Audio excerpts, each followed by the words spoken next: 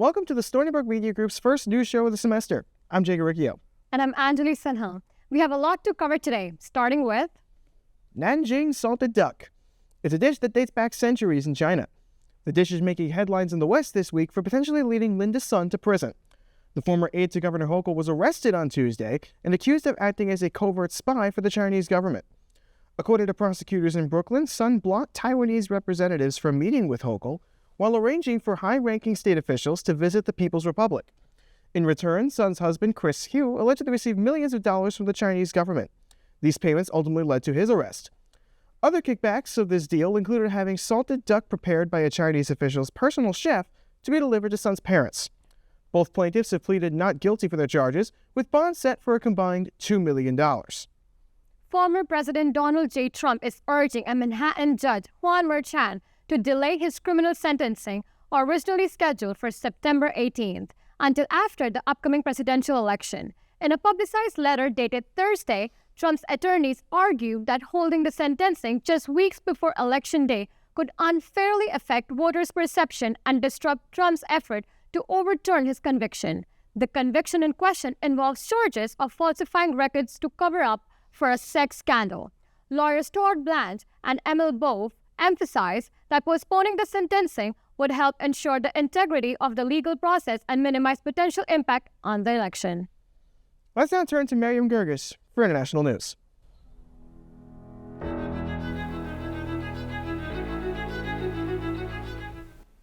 Israel and Hamas have yet to come to an agreement on a ceasefire deal. The latest revisions on the deal from international mediators, Qatar and Egypt, are currently under review by U.S. officials, with a final proposal to be expected soon. However, past proposals labeled as final have been revised, casting some doubt on the deal's success. The challenges being faced over this deal include Israel's insistence on maintaining control of the Philadelphia corridor, which is a strategic border area with Egypt. Prime Minister Benjamin Netanyahu has dismissed Egypt's objections to the Israeli military presence there, citing that it is for security concerns. Hamas has also demanded for there to be a complete withdrawal of the Israeli presence there. Additionally, disagreements remain over the number and identity of hostages and prisoners to be released. Justice Alexander de Moraes of Brazil's Supreme Court has ordered a nationwide block on X, formerly known as Twitter. After Elon Musk refused to comply with court orders to remove certain accounts, the block affecting Brazil's 200 million residents reflects a broader clash between Musk's vision for X as a platform with minimal content restrictions and Brazilian legal standards.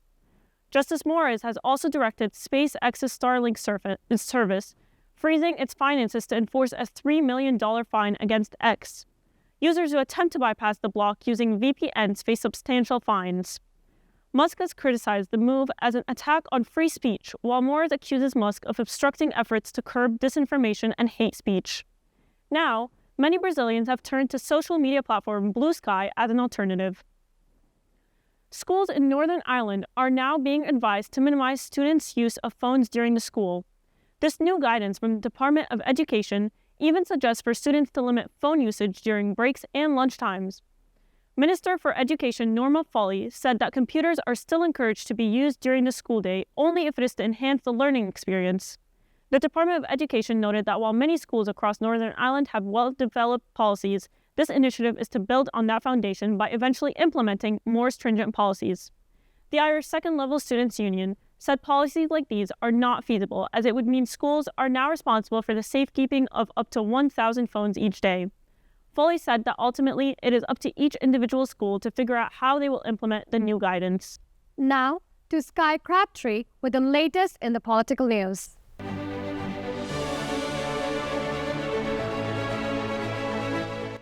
Welcome, Seawolves, to the first political corner of the semester. I'm your host, Sky Crabtree. And I'm Adrienne Esposito.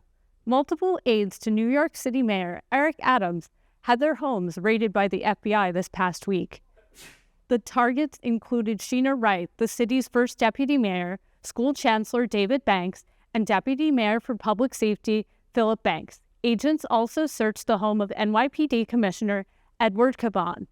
This is the latest inquiry by law enforcement into Adams' ties to Turkey and his campaign finances. Democratic vice presidential nominee Tim Walz is being subpoenaed by the House of Representatives. The case stems back to the pandemic. In 2022, it was reported that the Minnesota-based nonprofit organization Feeding Our Future misused federal funding dedicated to COVID-19 relief. The House now wants Waltz to turn over documentation showing his responsibility in overseeing the organization as the state's governor. Waltz has until September to respond to the subpoena.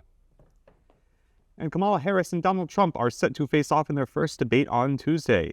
The debate will be hosted by ABC News and moderated by David Muir and Lindsey Davis. The rules for Tuesday's debate remain unchanged from the Trump-Biden debate. The Harris campaign had pushed for hot mics, but Trump's campaign refused. There will be no studio audience. According to a poll from CBS News and YouGov, the top issues for voters are the economy, inflation, and the state of democracy. Expect to see those come up in Tuesday's debate. And now we have Imra Ahmed with some important updates from the health world.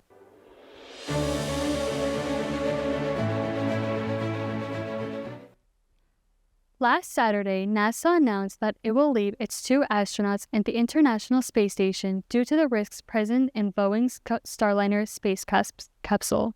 Instead, astronauts Butch Wilmore and Suni Williams will be coming back to Earth in a SpaceX capsule in February 2025.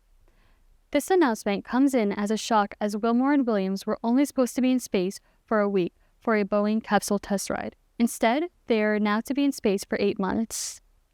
NASA Administrator Bill Nelson said the decision is a result of a commitment to safety. California is currently experiencing a severe outbreak of the bird flu, also known as avian influenza, which has impacted poultry farms across the state. According to the state's Department of Food and Agriculture, it assures that the state's supply of milk and dairy products are still safe for consumption, but that they are taking the outbreak of the disease seriously. The bird flu within cows seems to be non-lethal and will only cause a temporary drop in milk production for at least a week. However, officials still do not understand how the virus was transmitted between cows. Officials say that the disease could possibly spread through contaminated milking machines. The state of California is assured that the cows are in quarantine and no human cases have been detected in the state. Good. 3 new updated COVID vaccines are now widely available to the public. The latest vaccines include options from Moderna, Pfizer, and Novavax. Doctors suggest waiting till October to get the vaccine, explaining that it will ensure better protection for the winter. However, people who are at higher risk for getting seriously sick, such as those who are pregnant, have underlying medical conditions, or are over the age of 65, may want to get vaccinated sooner. You can find all 3 vaccines in pharmacies, doctors' offices, and other health centers. To find a vaccine site near you, please visit stonybrookmedicine.edu/vaccine for more information. A week before the academic semester started, over 10 inches of rain hit Stony Brook and the surrounding areas and flooded local infrastructure and damaged Stony Brook roads. Now let's hear from our very own Maya Duque for more. I'm here in Stony Brook Village just 3 weeks after a torrential downpour that caused the collapse of Harbor Road behind me, draining Mill Pond, leaving the wildlife devastated, cutting off 7 houses beyond the road. The community is devastated. Let's go see what the community has to say about this event. Just very sad for the 4 animals and the wildlife that lived here, and just hopefully they'll be able to repair this in some kind of timely manner. It was a gathering spot. It was a calming spot for everybody in the community to come. I had 2 grandchildren, and also we spent a lot of time here. I'm hoping that they rebuild it. I know they will. And it's a beautiful, beautiful place, and I hope to see it restored. Here in Stony Brook Village, I'm Maya Duque for the Stony Brook Media Group. Thanks, Imra and Maya. Now it's time for the Media Minute with Joshua Lee and Noma Yukebu.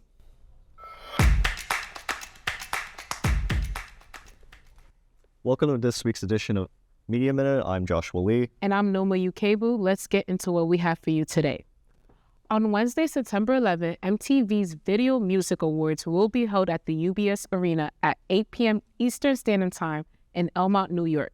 One of the categories is Best Music Video with several exciting nominees, including Doja Cat's Paint the Town Red, Eminem's Houdini, and Taylor Swift's Fortnite. There's also a tight race for MTV's title of Best New Artist, with up-and-coming artists like Tyla, Chappell Roan, and Gracie Abrams who are competing for the award. Fans from all over the world can vote for their favorite artists, and will be on the edge of their seats waiting to see who takes home the prize. Another category that will be up for grabs is Best Rock. Among the artists for this category are Bon Jovi for Legendary, Coldplay for Feels Like I'm Falling in Love, Green Day for Dilemma, and U2 for Atomic City. The VMAs aren't the only thing stirring buzz in the entertainment world. Lady Gaga and Bruno Mars' new song, Die With a Smile, has been a smash hit, debuting at number 3 in the Billboard Hot 100. Released on August 16th, the song has already garnered over 180 million streams on Spotify and amassed 1.47 billion views on TikTok. Have you happened to listen to this new song? I did, yeah. What do you think about It's it? pretty good. It's like kind of a retro 70s duet pop song.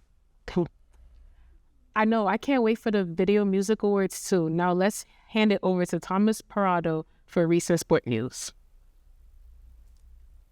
Last weekend, WWE presented Bastion Berlin from the Uber Arena in Berlin, Germany. It was the first ever premium live event in the country. The opening match was for the undisputed WWE Championship, with the prize fighter Kevin Owens facing off against current champion, the American Nightmare Cody Rhodes, with Rhodes retaining the title in a nail-biting victory over Owens.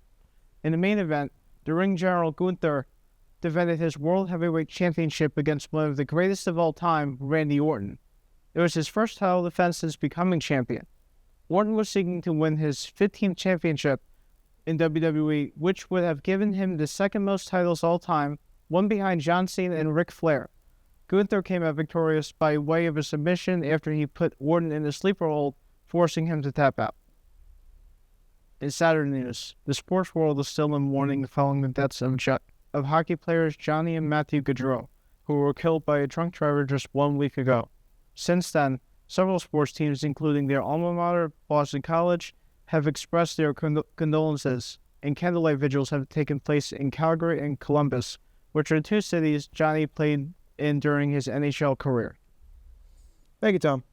We here at the Stony Brook Media Group express our heartfelt condolences to Gaudreau's family, friends, and fans. Well, that'll do it for this week's edition of the Stony Brook Media Group News Report. I'm Jake Riccio. And I'm Anjali Sanal. We'll see you next week.